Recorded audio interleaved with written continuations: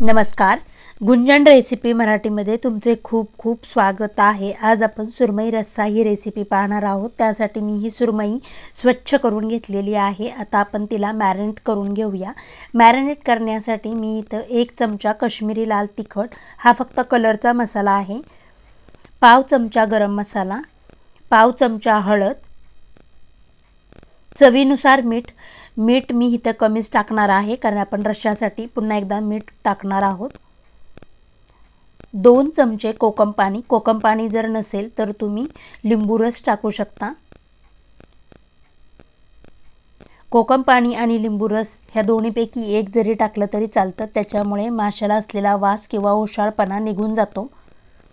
आपण ही सुरमई मसाल्यांमध्ये मॅरिनेट करून अर्धा तासासाठी झाकून ठेवूया आणि आता आपण रश्श्यासाठी मसाला वाटून घेऊया। मी इथं मसाल्यासाठी 2 मध्यम आकाराचे कांदे भाजून घेतलेले आहेत, सुकं खोबरं पाव वाटी ते देखील मी भाजून घेतलेले आहे, 15-20 लसूण पाकळ्या, 1.5 इंच आलं आणि 1 छोटं टोमॅटो घेतलेला आहे। त्याचबरोबर 4 ते 5 काळी मिरी आणि 3 ते 4 लवंग, 1 चमचा बडीशेप भाजून घेतलेली आहे आणि खसखस देखील आपण 1च चमचा घेऊन ते देखील भाजून घेतलेला आहे। आता आपण हे सर्व साहित्य मिक्सरच्या भांड्यात टाकून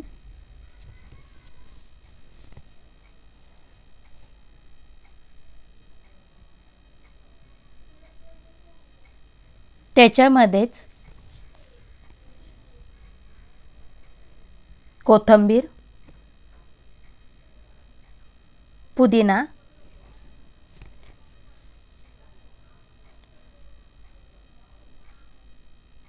आणि थोडेसे पाणी टाकून आपण हे मिक्सरला बारीक वाटून घेणार आहोत।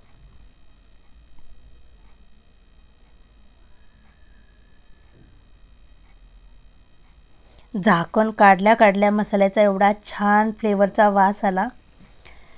छान असे आपला मसाला वाटून झालेला आहे। आता आपण मॅरिनेट झालेली सुरमई तुम्ही पहा, छान अशी आपली सुरमई मॅरिनेट झालेली आहे। आता गॅसवर एक पॅन ठेवून मी तेल गरम करायला ठेवणार आहे आणि त्याच्यामध्ये ही सुरमई मी मोजून 4 मिनिटच फ्राय करणार आहे। सुरमई पूर्णपणे फ्राय करायची नाही, जर आपण रश्श्यामध्ये सुरमई सोडल्यानंतर त्याचे तुकडे पडू नयेत, त्यासाठी 4च मिनिटं मी ती फ्राय करून घेणार आहे।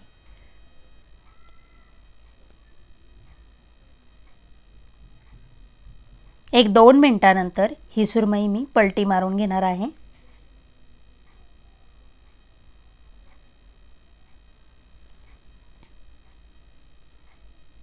तुम्ही पाहू शकता आपल्या सुरमईचा कलर बदललेला आहे। आता आपण प्लेटमध्ये सुरमई काढून घेऊया। ही पूर्णपणे सुरमई शिजलेली नाहीये किंवा फ्राय झालेली नाहीये।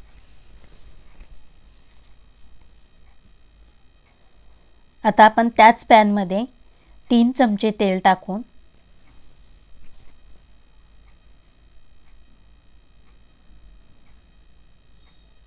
तयार केलेलं वाटण टाकून घेऊया आणि 5 मिनिटं आपण हे परतून घेणार आहोत।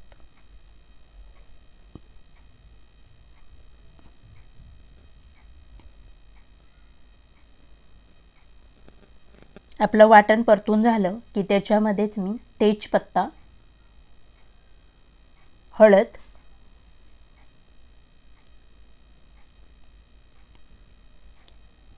मी जास्त मसाले वापरणार नाहीये, मी एकच मसाला वापरणार आहे, कांदा लसूण मसाला, आणि तेल सुटेपर्यंत मी हा मसाला शिजवून घेणार आहे। त्यासाठी मी इथं आपण ज्या भांड्यामध्ये फिश मॅरिनेट करून ठेवले होते त्याच भांड्यामध्ये मी पाणी टाकून हे मसाल्यामध्ये ते पाणी टाकून घेणार आहे आणि 1-2 मिनिटासाठी मी झाकण ठेवून हे मसाले शिजवून घेणार आहे।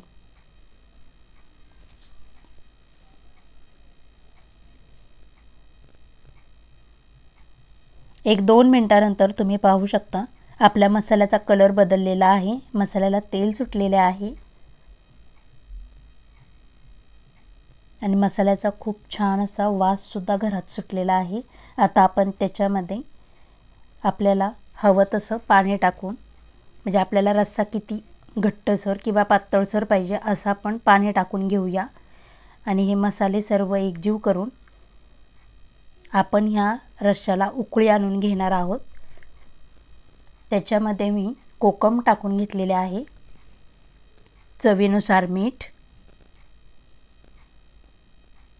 टाकून आपण ह्या रश्श्याला उकळी आली की त्यानंतर आपण ह्याच्यामध्ये फ्राय केलेले फिश टाकून घेऊया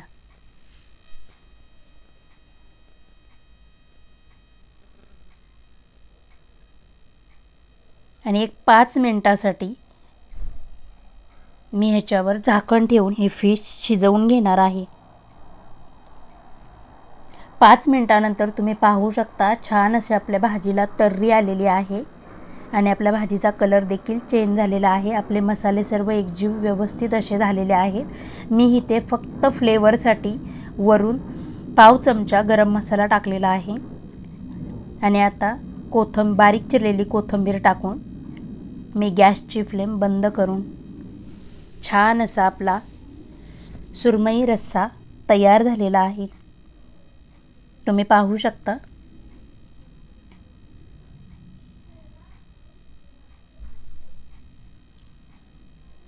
तुम्हाला जर माझे व्हिडिओ आवडत असतील तर प्लीज लाईक, शेअर, सबस्क्राईब करा। आपले फिश देखील छान असे शिजले गेलेले आहेत। अशा पद्धतीने सुरमई रस्सा तयार।